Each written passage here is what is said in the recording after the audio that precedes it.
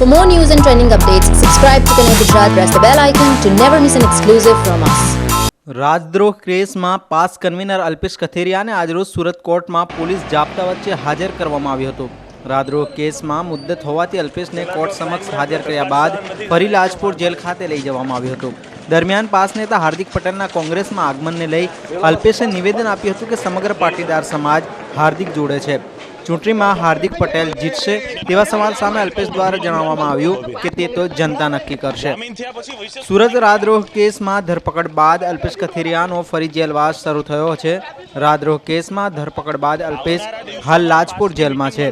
દરમિયાન રાજદ્રોહ કેસમાં આજરોજ મુદ્દત હોવાના કારણે પોલીસ જાપ્તા વચ્ચે અલ્પેશને સુરત નામદાર કોર્ટમાં હાજર કરવામાં આવ્યો હતો। કોર્ટ સમક્ષ હાજર કર્યા બાદ અલ્પેશને ફરી લાજપોર જેલ ખાતે લઈ જવામાં આવ્યો હતો।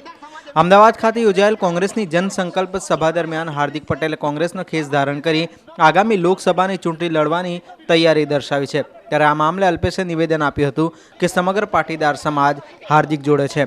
હાર્દિક પટેલ ચૂંટણીમાં જીતશે કે કેમ તેવા સવાલના જવાબમાં અલ્પેશે જણાવ્યું કે તે જનતા નક્કી કરશે।